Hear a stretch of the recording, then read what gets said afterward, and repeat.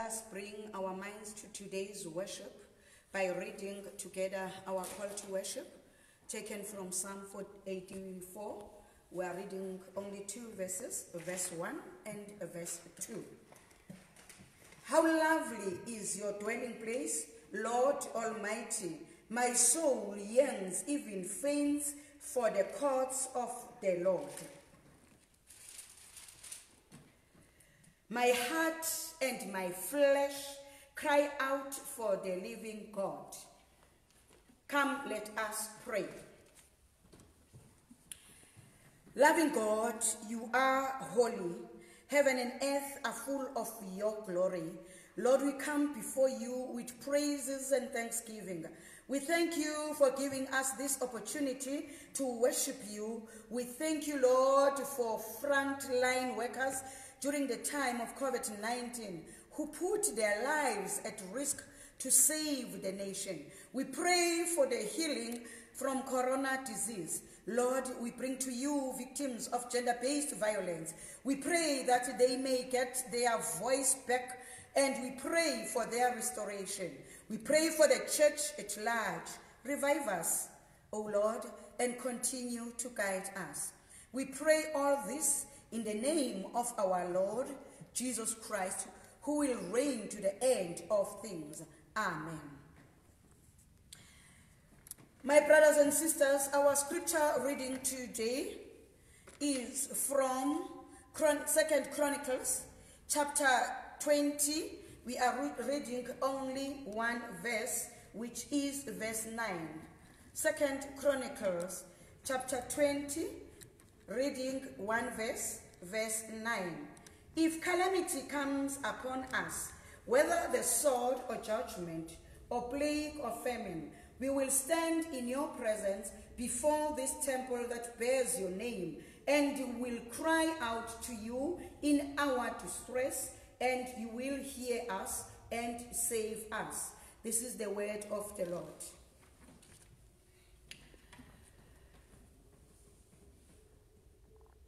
Let me greet you once more, brothers and sisters, from all over the connection. The Bishop launched a campaign against gender-based violence.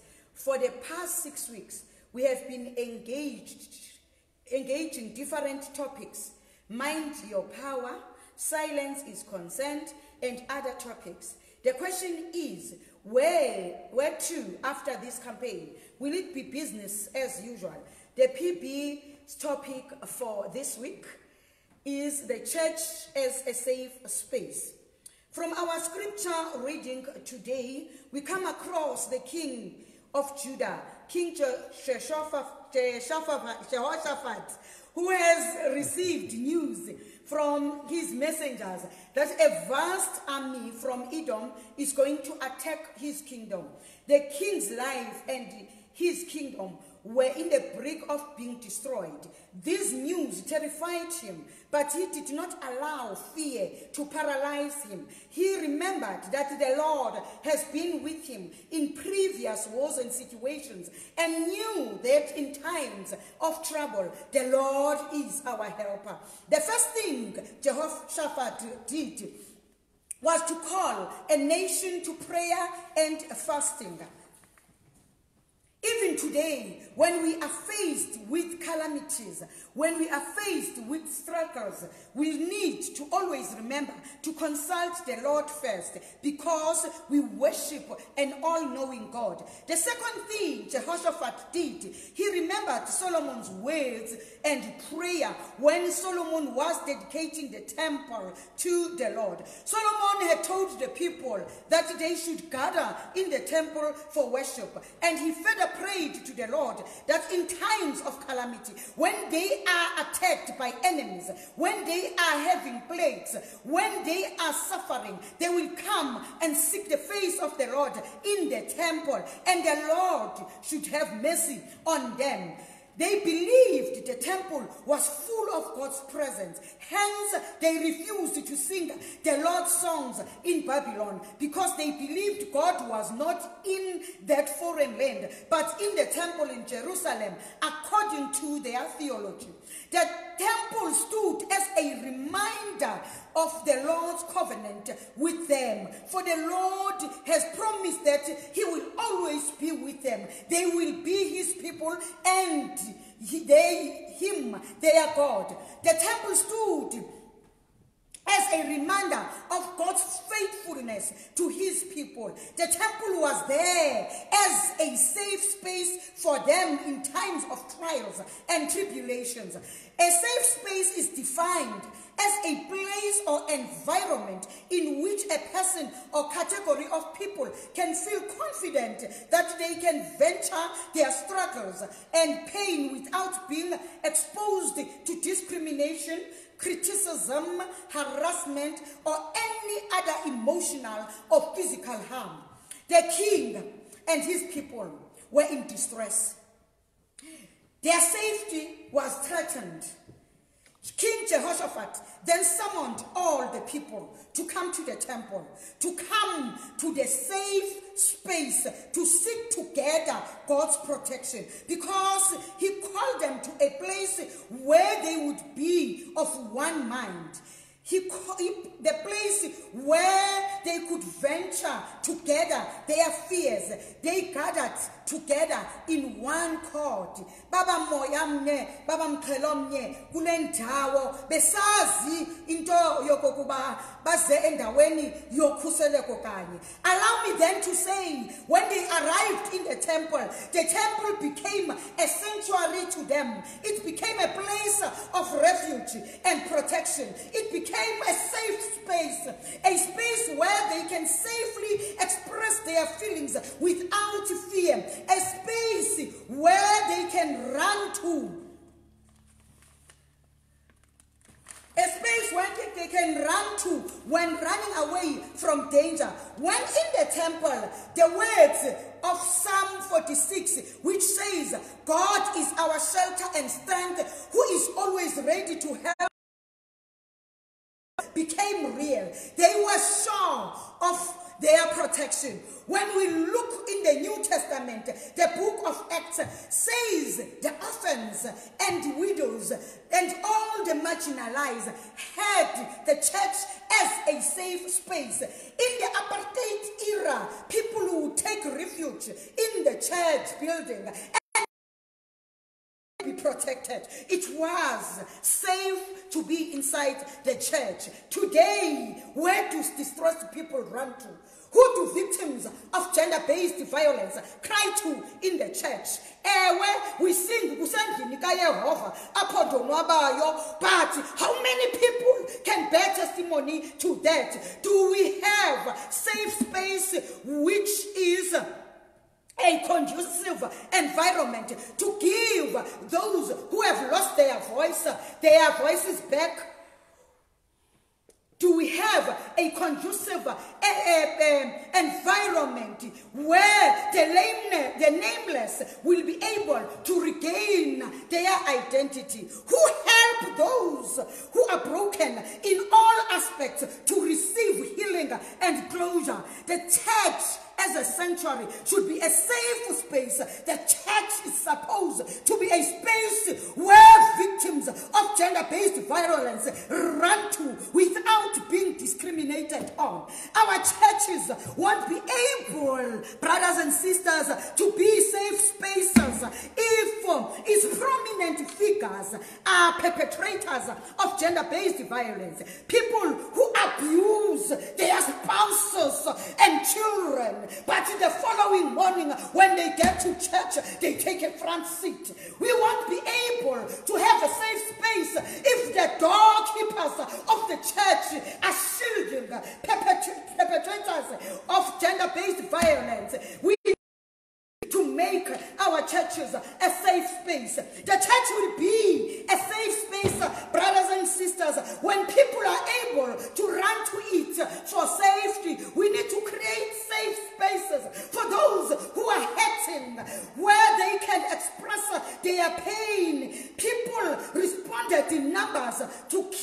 the king's call when he summoned them to come to the temple because they were positive. It was safe to be in the temple. The temple was their safe space. Safety is important. No one wants to stay in an unsafe place. That is why we have got alarms in our homes. That is why we have got alarm systems in our cars, because we believe safety is important. Even the gender-based violence victims, they also need a safe place to venture their pain and suffering, because the church is a safe space. We cannot have people like Priest Eli in the church who will accuse a victim of person is saying kubuhlungu. Victims must feel protected. We need safe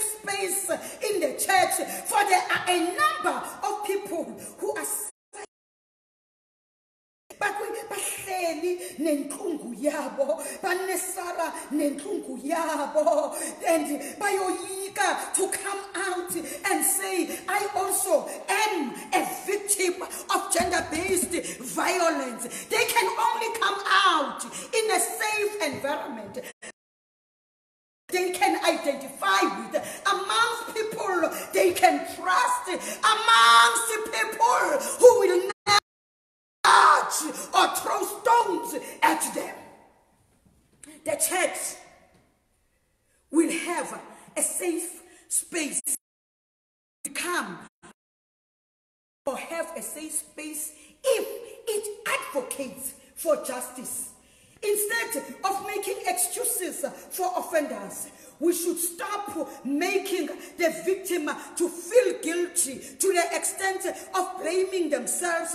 Ngoba uzava umntu esithi ubenxibe ntoni lento lena eyi-victim nje. Okanye you will hear a person saying, Mara, her gestures suggested that she was asking for it. Let us as Christians be advocates of justice by exposing the offenders. Jesus advocated for the woman who was about to be stoned to death. Wabuza, where are they? Is there no one left to condemn you? Because he knew he had to advocate for those who are unable to stand up for themselves. When you advocate for justice, you don't hide offenders. Hiding the identity of an offender makes you an accomplice.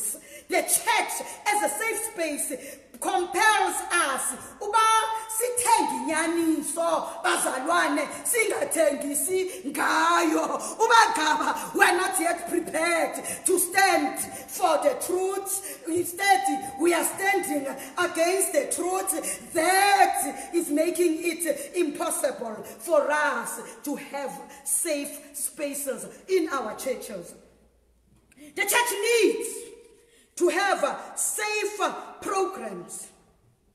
We need to have programs of safe space in our churches. Programs where people who have been raped can come and speak that I have been violated. People who have been affected by gender-based violence. People who are living under domestic abuse will be able to come up and say, we need to have those spaces. If we are going to say the church is a safe space, you are the church. Don't wait for the structures, because I know they are actually saying program, or they are actually saying program. You are the church. Wherever you are, people must feel the presence of the church, because you are the safe space. Therefore, create it even in your community. Create a safe space in your community. Use your garage, use your lawn, use anything to create a safe space because when you are the church. In organizations, we need safe space programs whereby women who are scared to express themselves are able to go in a corner.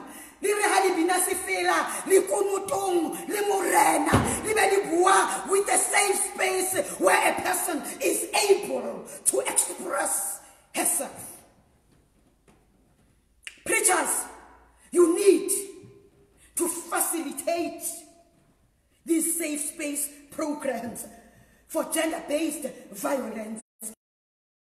By doing so, Bashumayeli, ufumene plan ya every day. There is no more need for you to be arguing because when a safe place which you are facilitating, you have already created a preaching plan for yourself for every day. Christ did not tolerate violence. As Christ's followers, let us take action. It cannot be business as usual after these people's launch against gender-based violence. It cannot and it can never be a business as usual. The church is meant to be a safe space. I charge you to make it happen, and with God's help, you can. To create a safe space because you are the church. Therefore, ambani bakho indawo ehlalekayo, indawo apho khona